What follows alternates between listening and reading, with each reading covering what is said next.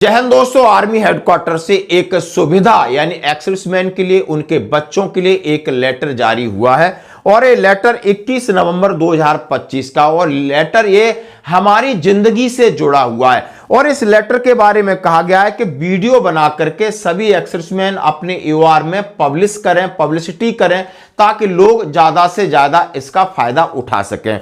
और ये लेटर है यानी यह है हमारी सेहत को लेकर के, हमारी मेडिकल सुविधा को लेकर है। यदि आप एक्सर्विसमैन हैं, आपके पास डिपेंडेंट्स हैं, मदर हैं, फादर हैं, आपकी वाइफ हैं, बच्चे, उनका इलाज यदि आप जाने में असमर्थ हैं दूरदार इलाके में, तो अभी आप घर बैठे यानी फोन करके डॉक्टर से कंसल्ट कर सकते हैं, व्हाट्सएप पे चैट कर सकते हैं, ऐप डाउनलोड करके उसके द्वारा कर सकते हैं।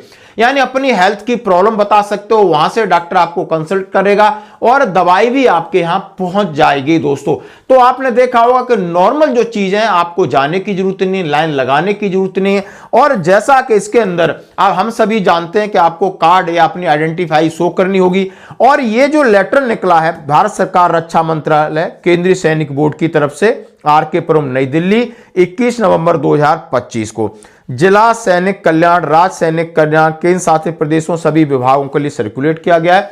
और इसमें लिखा है इलेक्ट्रॉनिक सेवा स्वास्थ्य सहायता के माध्यम से टेली परामर्श और ई सेहत पोर्टल ऐप के माध्यम से टेली परामर्श, यानी आपको इलेक्ट्रॉनिक सेवा और ई सेहत दोनों के ऐप के साथ से आप अपना कंसल्टेशन करा सकते हो।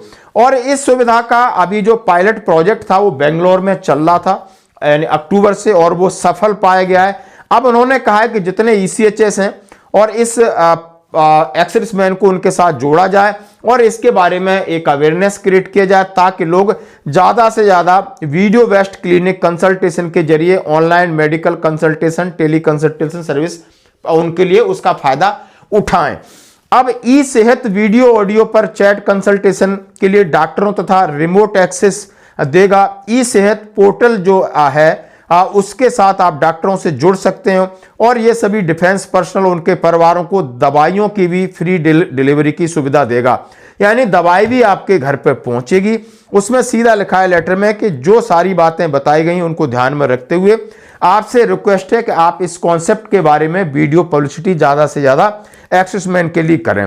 तो आप ये लेटर देख सकते हो, शैलन सिंह कर्नल, संयुक्त निर्देशक कल्याण सचिव हैं केएसबी के। ये आपके पास ये लेटर, हर कोई इसको आप रखिए। मैं सैनिक जीवन जो मेरा पेज है उसमें डाल दूंगा और नहीं आप व्हाट्सएप पे कर सकते हो।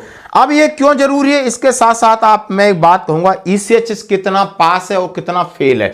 यानी ईसीएचएस सुविधा है जो हमारे एक मेडिकल सुविधा है जो हम सर्विंग सोल्जर की एमएच में मिलती थी, और ये एमएच का एक पार्ट है जहां पर एक्सर्विसमैन इस अपने हेल्थ को लेकर के वहां पर रिपोर्ट चेक करते हैं, रजिस्ट्रेशन कराते हैं, इन पैनल हॉस्पिटल में रेफर किया जाता है, वहां पर बड़ा बड़ा इलाज होता है, फिर आपकी मेडिसिन होता है, कुछ क्लेम होता है, ट्रांजैक्शन होता है, भीड़ भाड़ होती है और उसके बीच में लूटपाट होती है, भ्रष्टाचार होती है, अनियमितताएं होती हैं। इस वजह से हमारे सैनिकों का इलाज प्रभावित होता है और हमारे सेना का जो फंड है उसका दुरुपयोग किया जाता है। अब इसके लिए आप देख सकते हो ईसीएचएस कार्ड का फर्जी दुरुपयोग करने वाले 4 आरोपी गिरफ्तार।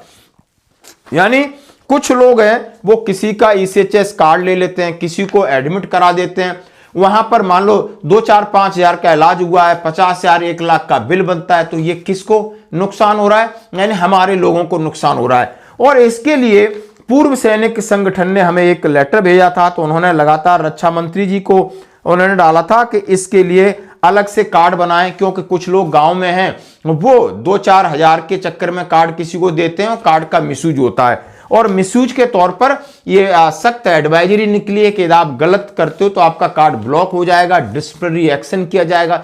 सारी चीजें वन साइडेड चल रही कि इसमें कितना ट्रांसपेरेंसी बरताई जाए और इसको इन पैनल हॉस्पिटलों से जो भी डीलिंग है, जो भी काम करने का तरीका, इलाज करने का तरीका है, वो भी एक साफ सुथरा हो। लेकिन साथ ही सुविधाओं के लिए आपने देखा होगा कि नई नई कोशिशें हो रही हैं। अब जब ये कोशिशें हो रही हैं और सरकार को लग रहा है शायद ये कोशिश कितनी कामयाब होंगी या नहीं, सरकार आगे का भी प्लान सोच रही है कि सेना बनाएगी 20 वेटरन अस्पताल, चलने में असमर्थ पूर्व सैनिकों को घर पर मिलेगी दवा। यानी जैसा कि आपने अभी हिसार में एक सेमिनार थी, लेफ्टिनेंट जनरल मनजिंदर सिंह ने कहा कि पायलट प्रोजेक्ट के तौर पर सेना देश भर में 20 वेटरन अस्पताल बनाएगी। इसके साथ ही चलने में असमर्थ पूर्व सैनिकों को घर पर दवा उपलब्ध कराएगी।